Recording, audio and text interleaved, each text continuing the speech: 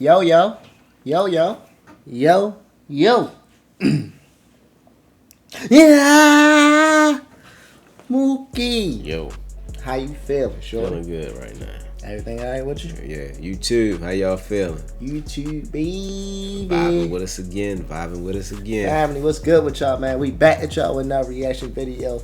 We actually back with an F1 reaction video, Mookie. Okay. Now look, bro. You already know we've been locking in on the F1 tip.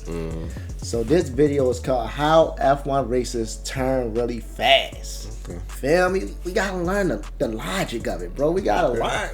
We gotta learn it, bro. Because one day I might be in it. Yeah. That'll never happen. But anyway.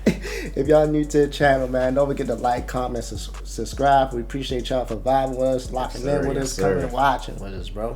So look, bro. Let's just tune in. Let's go. Let's go. This is Formula One. As a new fan of the sport, watching these races for the first time, there's one thing I couldn't help but notice. F1 drivers are all over the road. To make a left turn, they go all the way to the right of the track, then swing back left. Through 90-degree corners, hairpins, turns that lead into other Hold turns. on, bro. And if I Ain't the vehicle, well, the Formula One vehicle, ain't they like real long? No, I don't think they're that long. You don't think they look long, bro? That's just my opinion. Let me know if I'm tripping y'all in the comments section. But they actually look long, bro. I learned anything in geometry, it's that the quickest path between 2 points is a straight line. But what do you do when you can't take the straight line path? Wow. For race car drivers, where they turn is one part of a larger strategy based on physics, practice, and a lot of skill.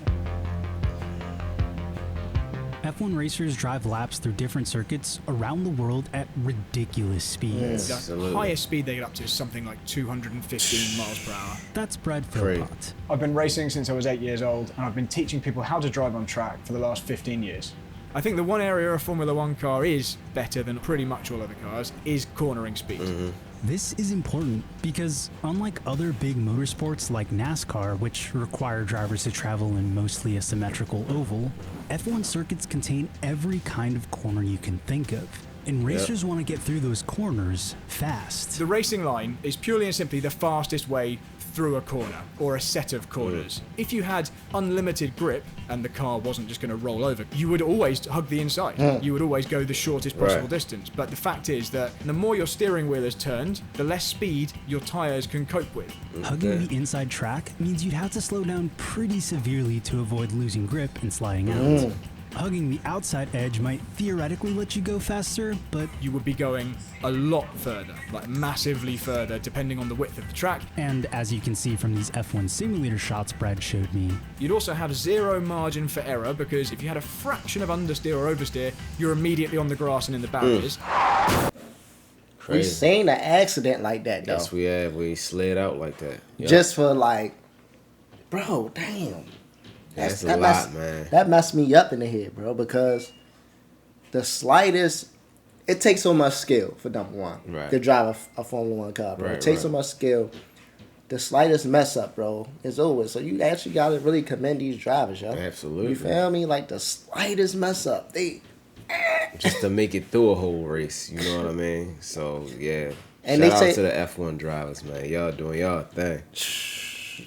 That's tough. The more I learn about it, the more, technical the sports become. Like, everything is just so much. It's so much. It's like 90% mental, right? and the actual doing out there is the 10%. But shout out to them, man. They do How? their thing. Question for you. What? It's gonna mess up your head. What? How long do you think these dudes gotta practice before they get to like to actually get in a race, bro? Or to actually be like, I'm ready to drive. How long do you think they gotta practice? Something like this. And hours and hours. And Hours. Hours. Years. Yeah. Bro, the slightest mess up can change your life. Yeah. Oh yeah. Years, bro. It's tough. It's wild. the ideal racing line for a turn like this is a combination of both approaches. The driver can hug the outside of the track on the way in, then turn in to clip the apex, or the center of the inside track, and end up back on the outside edge without losing too much speed. By starting out as far wide as you possibly can, and then getting to the inside and that smooth flowing up, you're literally minimizing the angle that your car is having to take, which means you can carry more speed. So far, we've been using this fake 90-degree turn example because it's simple to explain. But in real life, corners aren't that straightforward. The closest real-world example is Stowe on Silverstone in the UK. But Stowe isn't really like that normal, typical 90-degree corner. It is a bit longer. You reach the apex of Stowe and you're there for a little while, at least a few tenths of a second, if not a second or so. So you still feel like you're kind of hugging the inside for a while. But you are definitely taking pretty much that typical line we spoke about. You can see that in this clip from the 2022 Grand Prix. Carlos Sainz leads the pack and takes this nearly textbook ideal racing line. But most corners are a little more complicated. A corner does not exist in isolation. So the racing line you take for a particular corner is almost always a compromise. Take this set of corners from that same Silverstone circuit. Brooklands is the super tight one, and it goes straight into Luffield. You're at the end of a very long, fast straight. You then end up in a sweeping left-hander where it gets tighter all the way around, and it's then followed by a really long right-hander. So, judging by what we've been discussing so far, you'd probably say that you need to compromise your exit a little bit in the left-hander, so you wouldn't go all the way wide. However, in this example, you do almost the counterintuitive thing based on what we've already been learning. Luffield, which is the second corner, the right-hander, is a very, very long right-hander, well over 180 degrees. It nullifies most of the benefit you would get from going wide and then cutting back towards it. It's not an apex that you kiss, like in our 90-degree right-hander example. You meet the inside and you have to stay there. By trying to compromise the initial left-hander, you're actually just wasting time, you're wasting distance. And this is why this is such a complicated thing and it doesn't have an easy answer. You can see all drivers having a slightly different approach to this particular set of corners in this clip from the 2022 Grand Prix. While the leading car tries to use the most ideal path, hugging the curves, the following cars are more spread out. And did you catch that? These two cars almost collided, and to avoid it, this driver went off the track. That's another thing too, like trying to hit, so it's already complicated to make those turns, right? Trying to hit those turns when there's multiple drivers around you, everybody not gonna make it, bro. Everybody not gonna make it. That's why you be seeing so many slide outs and stuff like that. You know what I mean? Yeah, so yeah, it is, bro. So it's like, I don't really know, tough. like I want to know, what do drivers think when they get in a position like that? Like, do they, of course, I'm pretty sure they be thinking, oh, I got to make this turn, but how do they use their skills when there's just multiple drivers around to overcome that? You know, like, your peripherals got to be up there, you know, like what on I a mean? billion, right? Yeah. You feel me? Like, I'm pretty sure it's little tricks and knacks that they do, though, bro. Right. Probably be breaking, let two drivers go ahead, hit I don't know. I don't know, it's crazy. Screwing up his racing line entirely.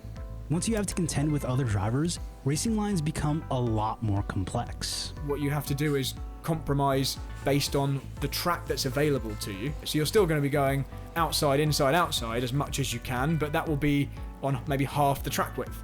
If the weather is wet and rainy, that adds even more complexity. Racers may compromise their line even further in search of areas of the track that have more grip. Formula One drivers are constantly making calculations to adapt to any condition and still maintain a good racing line. And they can do that because they're not thinking of the line as they're driving. They just do it. If I went to pretty much every F1 track, even tracks I've never actually been to before, I would probably know pretty much where I want the car to be from driving on simulators or watching videos and all that kind of thing. So it's not a guess. Once race day arrives with all its variables and rivalries, the focus is no longer on ideals. It's on the strategic compromises a racer is willing to make to get ahead of the competition. That's really what separates driving. You heard what he said? Yeah, I told you. You heard what he said? To get ahead of the competition. So you got to make it. It's your decision making while you're there because he said even if I never been to a track, I still know where the car needs to be or where you want the car to be. Yeah. So it's people go on the side on purpose sometimes. Right. That's why I say it's like 90% mental. Yeah, I told you. Yeah. You've got various inputs that you're making as a driver: throttle input, braking, steering, changing gear, communicating with the pits, conversing with your engineers, strategy. But the biggest one of all of those is the steering. It is the line you're taking.